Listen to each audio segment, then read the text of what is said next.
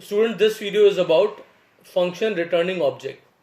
We have got a class which has a data member n and a constructor, a parameterized one to initialize n, public number,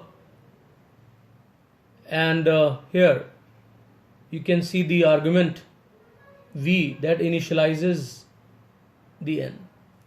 Alright, now first I will show you that how objects can be passed through a function. Then I will talk about returning. So here, students, I specify number ob1, second object is number ob2. So it's a very simple thing that whenever we create the objects from a class, suppose there is a class number as we have got here, and it contains a data member n. So whenever we create the object from this class, so here n will be there, ob1 and ob2. Alright, and they may have their own values as well, so 5 and suppose 50. Now these two objects have been passed here and I want to print the sum of these. So I will write system.out.println. What is the sum of 5 and 50? 55. So I have to simply write n plus n. Two n's. One n belongs to ob1, so we will write ob1 dot n. And second object is ob2, so I write ob2 dot n. So this will print the sum of these two. So here the output will be 55. Now I want to show you how a function returns the object. Let me remind you, whenever a function returns something, that means its return type will not be void because it is returning something. Now what will be the data type for that? Data type depends what type of value it returns. So data type of integer type of value is int. Data type of char is char. Data type of character is char. Data type of float is float. But when we talk about object is of type. Remember, object is created from a class. So object's data type is class. So return type for this function which returns the object is going to be the class name. So class name is here object. And I have got another function here, add1. What I have written, add1. Access modifier I specify, that is public. And arguments I take here same, number ob1 comma number ob2. Now I need to return the object. So for that purpose I need to create the object first here. So what I will do here, I will write here number class name, that is object name, say ob3 I take. It's your choice, name you can keep anything following the naming conventions or rules, equal to new, and then I will have number and I give this the value, say 2. Now one object ob3 has been created and its n has the value what? 2, because I have passed 2 from here. Now I want it to be used to store the sum of ob1.n and ob2.n. So ob3 directly cannot have the sum because it is of type class, but it has got n. So I will write here ob3.n equals to ob1.n plus ob2.n. Now this ob3's n will contain the sum of ob1.n and ob2.n. So that means it has got 5, it has got 50. So ob3.n will not have 2 anymore. So 2 will be gone and it will contain 55. What it will have? 55. So students, we can simply write return statement. Now return what? Return OB3. So this way we can have a function which returns the object from within itself. Alright. After this, I write here public static void main, and then I write here a string args. Alright,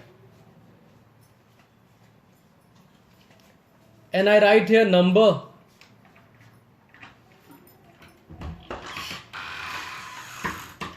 obj, suppose I write, because we can take the same name, we can take different names, so I am just taking different names here. So I write here new number, and I pass the value here, say 4. I create another object and I write here number obj1. So I write here new number and I give the value 5 here. Now I want to invoke this function, so I can use any object names. I can have either obj or obj1. So I can write obj1 dot add, and I can pass obj as an argument and obj1 also as an argument. Now what will happen? 4 plus 5, ob1 dot n and ob2 dot n. That means obj dot n and obj1 dot n, because here the names are obj and obj1. These are the actual arguments. So 9 will be printed. The output will be, output is 9.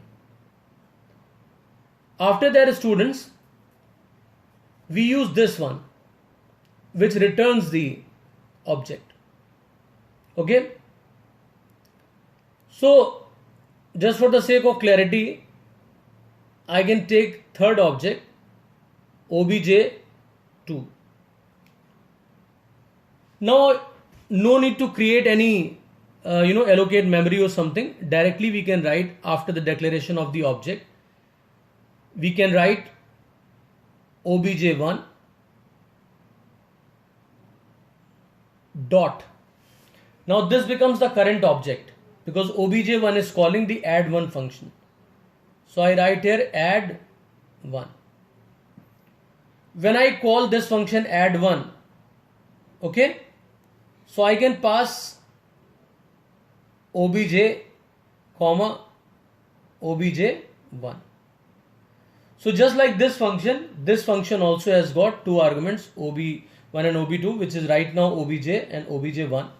So their sum will be stored into the third object which is locally created, and that object ob3 will be returned from here, and its n will contain the value, which value? 5 plus 4, 9.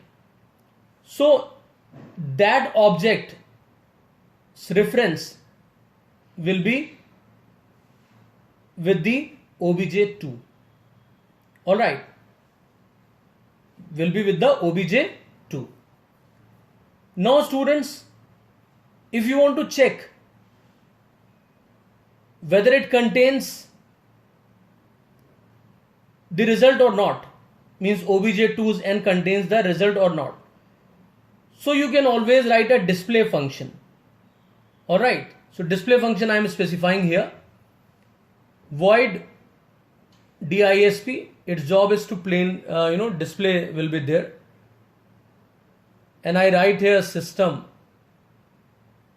dot out dot print ln, and you can write n is plus n.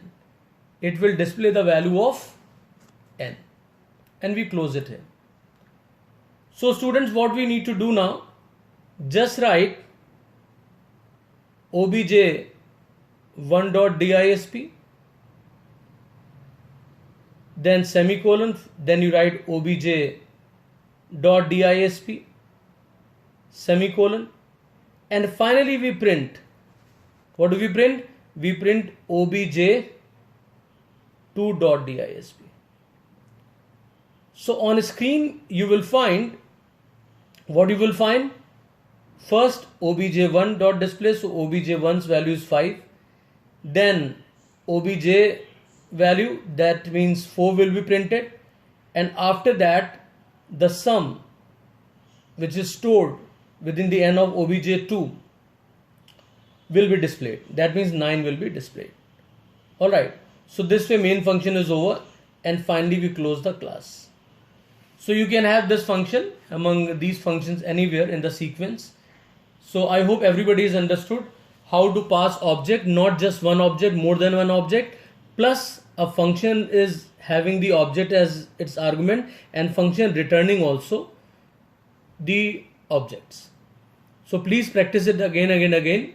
Initially it can appear confusing, but as you practice more, you will understand it much better. And it's a very, very important concept. Thanks everyone.